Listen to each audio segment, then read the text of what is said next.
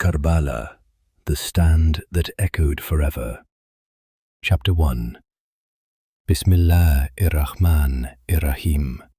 In the name of Allah, the most gracious, the most merciful. And peace and blessings be upon his messenger, Prophet Muhammad, peace be upon him, and upon his family and his companions. There is one question that echoes through all of human history. When power becomes corrupt, and the powerful demand your silence, what do you do? Do you bow your head and survive? Or do you stand, even if standing costs you everything? This is the story of a man who stood. His name was Hussain ibn Ali, may Allah be pleased with him, the grandson of Prophet Muhammad, peace be upon him, the son of Ali ibn Abi Talib and of Fatima, the beloved daughter of the Prophet. He was raised in the household of revelation itself, and he would be tested as few men in history have ever been tested. This event took place on the 10th day of the month of Muharram, in the year 61 after the Hijrah, around the year 680 of the Common Era, on a desert plain in what is now Iraq called Karbala. It is one of the most significant and most sorrowful events in all of Islamic history, remembered with grief by Muslims across the world. Before we begin, a word of care. This is a sensitive and revered story, and the historians differ on some of its details. Where they differ, we will say so honestly, and we ask Allah to allow us to tell it with the reverence and the accuracy it deserves. Chapter 2. To understand Karbala, we must begin long before the swords were ever drawn. Decades had passed since Prophet Muhammad, peace be upon him, had left this world. The Muslim community had grown into an empire stretching across continents. Leadership had come to a ruler named Muawiyah, who governed from Damascus with great political skill. As Muawiyah neared the end of his life, he named his own son, Yazid, as the next ruler. And with that single decision, the leadership of the Muslims began to change. From a trust held on behalf of the community toward a throne inherited by blood. Several of the most respected figures of the time did not accept this quietly. Among them was Hussein. Because Yazid was known for open corruption and for a contempt of the very values the Prophet, peace be upon him, had lived for. To Hussein, to pledge allegiance to such a man was not politics. It was a betrayal of everything sacred. A note on Yazid, out of fairness and honesty. The scholars have taken different positions. Some considered his rule technically valid, while agreeing that he was an unjust ruler. Many scholars record him as one of the most unjust rulers in Muslim history.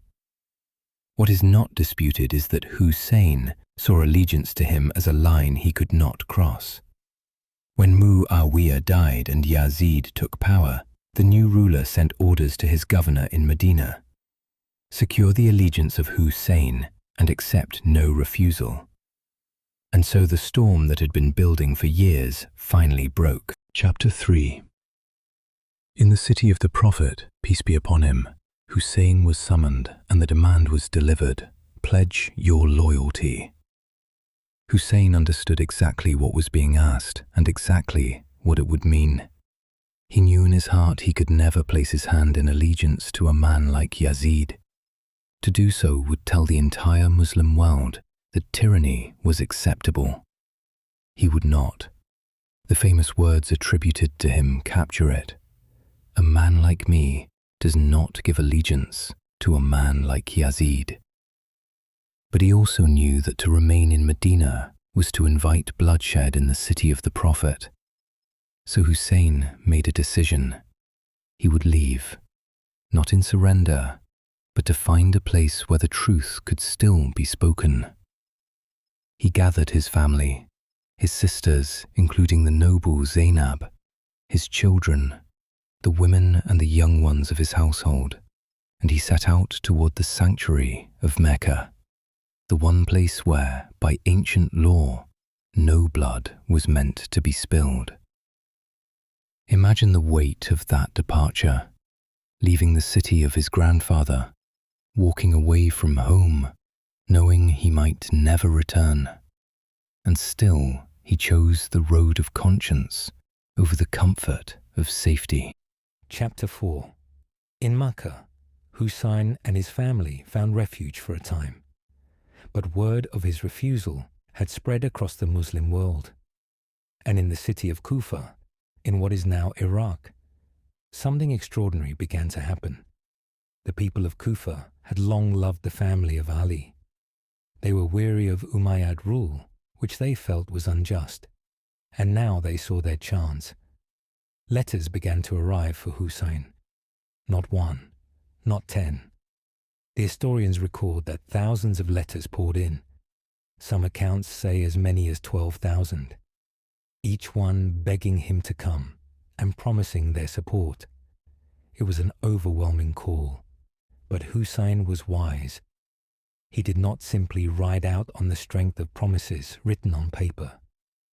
He sent ahead a trusted man, his own cousin, Muslim ibn Aqeel, to Kufa, to see with his own eyes whether the loyalty of the people was real. When Muslim ibn Aqeel arrived in Kufa, he was met with an outpouring of support. Thousands came forward to pledge their loyalty. Muslims sent word back. The reports are true. The hearts of the people are with you. Come. And on the strength of that message, Hussein made his decision. He would go to Kufa. But he did not yet know how quickly the hearts of men can change when fear knocks at the door. Wilikayat, Chapter 5. Word of the success of Muslim ibn Aqeel reached Yazid, and the ruler acted swiftly and ruthlessly. He replaced the governor of Kufa with a man known for his iron grip and his cruelty, Ubaydullah ibn Ziyad. Ibn Ziyad entered Kufa and unleashed a campaign of fear. He threatened, he bribed, he arrested. He warned the tribal leaders that anyone who stood with the cousin of Hussein would be crushed. And one by one, the very people who had sworn to give their lives began to slip away into the night. The thousands who had pledged their loyalty melted into nothing. The man who had been surrounded by an army of supporters found himself almost completely alone. He was captured, and he was killed. A martyr, holding firm to the end, sending out a final desperate message. Warn Hussein. Tell him not to come. The people have deserted us. But that warning would arrive too late. Hussein was already on the road, his caravan carrying the women and children of the household of the Prophet, peace be upon him. Along the way, the news reached him. Muslim ibn Aqeel was dead. Kufa had turned. The road ahead led not to an army of supporters, but to a trap. Hussein gathered those travelling with him and told them the truth plainly. Our supporters have abandoned us, he said. Whoever wishes to leave may leave freely. There is no blame upon you. He released them from any obligation. And yet, those who remained remained. They would not leave him. Chapter 6. As the caravan drew closer to Kufa, the trap closed. A cavalry force, perhaps 1,000 strong, intercepted them in the desert. They were led by a commander named Hurr. Hussein met them not with hostility, but with dignity. When the men of Hurr were thirsty, exhausted from riding under the desert sun, Hussein ordered that they be given water.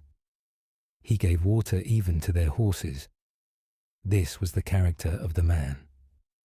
Even to the soldiers sent to corner him, he showed mercy. And when the time for prayer came, Hussein led it, and Hurr and his men prayed behind him. Hussein spoke to them plainly. I did not come to you, he said, until your letters reached me, saying, come to us, for we have no leader. If you still hold to that, I am here. But if you have changed your hearts, then let me return. But Hurr had his orders. He could not let Hussein enter Kufa, and he could not let him turn back. he was commanded to keep the caravan moving and to force it to halt in a desolate open place, far from water. And so they were driven to a stretch of empty desert near the banks of the Euphrates. When Hussein asked the name of this place, he was told, "It is called Karbala." It was the second day of the sacred month of Muharram.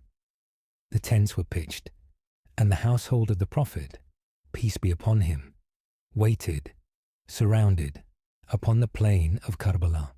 Chapter 7. Over the days that followed, the army of Yazid grew. Thousands upon thousands of soldiers gathered on the plain surrounding the small camp. The sources differ on the exact number of that army. Some accounts say 4,000, others many thousands more. But all agree on the terrible imbalance. Against that army stood Hussein, his family, and a band of devoted companions numbering only around 72 souls. 72 against an army. Then came the cruelest order of all. Around the 7th day of Muharram, the enemy moved between the camp and the river and cut off the water entirely. No water for the men, no water for the women, no water for the children. Understand what this meant under the desert sun. The thirst became a torment. The little ones cried out, their voices growing weaker by the hour. For days, the household of the Prophet, peace be upon him, endured a thirst that is painful even to imagine. And still, Hussein did not break. The enemy believed that thirst would shatter his resolve. But to Hussein, surrender to tyranny was a death worse than any thirst. On the night before the final day, the night before Ashura, Hussein gathered his companions one last time. He told them, "The enemy wants only me. The darkness of night is your cover. Take it, slip away and save yourselves. I release every one of you from your loyalty. There is no shame in it. Go and live." And one after another, his companions answered, "By Allah, no. We will never leave you. Should we live after you are gone, we will stand with you. We will die with you. And we count it an honor." That night, the camp did not weep in fear. They spent the night in worship, in the remembrance of God. They were preparing not for a battle they could win, but for a martyrdom they had chosen.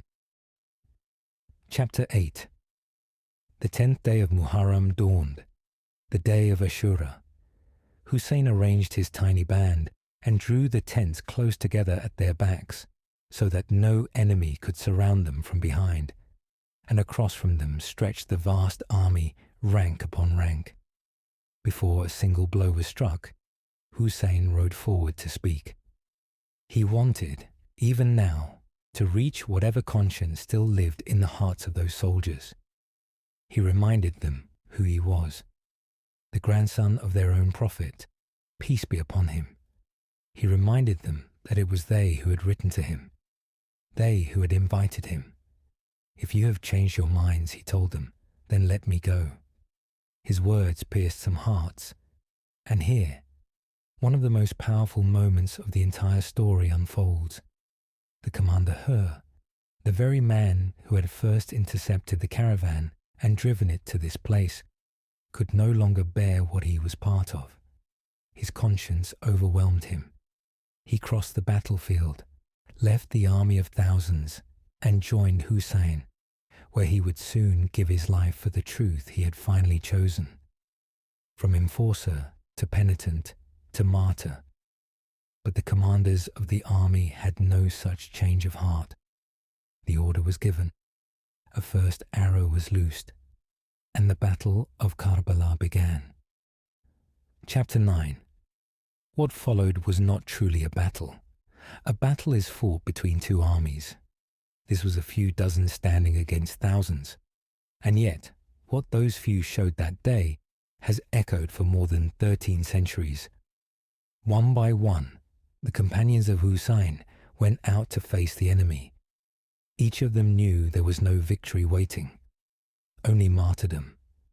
And one by one, they gave their lives, defending the grandson of the Prophet, peace be upon him, to their last breath. With each one who fell, the small camp grew quieter, and the circle around Hussein grew smaller. Then it was the turn of his own family. The young men of the household went out to fight. His nephews, his cousins, and his own sons. Each departure was a wound to his heart deeper than any blade. Among the most beloved was the half-brother of Hussein, named Abbas, the standard-bearer, renowned for his strength and his loyalty. The children of the camp were dying of thirst, and Abbas could not endure their cries. He fought his way through the enemy lines toward the river to bring back even a few drops for the little ones. He reached the water. But on his way back, carrying water he himself would not drink. While the children went without, he was struck down. The water never reached the camp, and with Abbas fell one of the bravest hearts of Karbala. The traditions also relate the most heartbreaking moment of all, that Hussein carried out his infant son into the open, asking only for a drop of water for a dying child, and that the child was killed in his arms.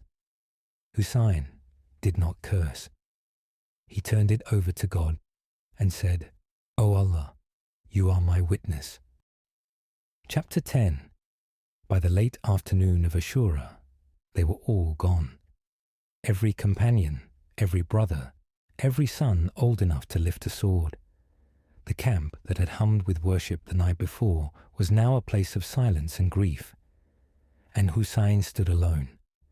Imagine it, the grandson of the Prophet, peace be upon him, wounded, exhausted, his family fallen around him, standing on that desert plain facing an entire army. He had lost everyone, and still he did not kneel. Still he did not pledge himself to Yazid. Still he did not betray the truth he had carried all the way from Medina. And on the sands of Karbala, on the 10th of Muharram, Hussain ibn Ali, the grandson of Prophet Muhammad, peace be upon him, the son of Ali and Fatima, was martyred. Hands tremble to recount it. May Allah be pleased with him, and may Allah have mercy on all who fell with him. Inna lillahi wa inna ilayhi raji'un. Indeed, we belong to Allah, and to Him we return. Chapter 11. The army believed they had won. They had killed Hussein. They took the survivors, the women, and the children of the household of the Prophet, peace be upon him, as captives, and marched them across the desert, first to Kufa, and then onward to the court of Yazid in Damascus. They thought the story ended in the sand at Karbala. They were wrong, because they had forgotten about Zaynab. Zaynab, the sister of Hussein, the granddaughter of the Prophet, peace be upon him, the daughter of Ali. She had watched her brothers fall. She had watched the children of her family die. And yet, when she was brought in chains before the very rulers who had ordered the massacre, she did not lower her eyes. She rose, and she spoke. In the court of Kufa, and then in the court of Yazid himself, Zaynab delivered speeches of such power and such fearless truth that they have echoed through history. Standing as a captive, surrounded by the killers of her family, she tore away their illusion of victory. She told them that they might have killed the body of Hussein, but they could never kill what he stood for. It was Zaynab who carried the message of Karbala out of the desert and into the heart of the empire. The sword had taken Hussein, but it could not take his story, because Zaynab refused to let it die. Chapter 12. So who truly won at Karbala? By the count of swords and soldiers, Yazid won that day. He held the throne. His army walked away from the battlefield. But history tells a very different story. Within a few short generations, the dynasty of Yazid crumbled and fell. His name became a byword for tyranny, spoken with contempt across the centuries, and Hussein, the man who was outnumbered, abandoned, denied water, and martyred on a barren plain. His name is honored today by hundreds of millions of people across every continent, remembered by Sunni and Shia alike as a martyr who stood against oppression. Every single year, when the month of Muharram returns, the world remembers him. His stand became immortal. His sacrifice became a light. This is the deepest lesson of Karbala. The sword can take a life, but it cannot kill an idea. Tyranny can win a battle, but it cannot win history. Hussein teaches us that there are things worth more than survival, that dignity is worth more than comfort, that standing for the truth, even when you stand completely alone, even when it costs you everything, is never a defeat, because the truth, though it may be outnumbered, is never, ever truly defeated. Hussein could have lived. All he had to do was bow his head and say a few words of allegiance to a tyrant.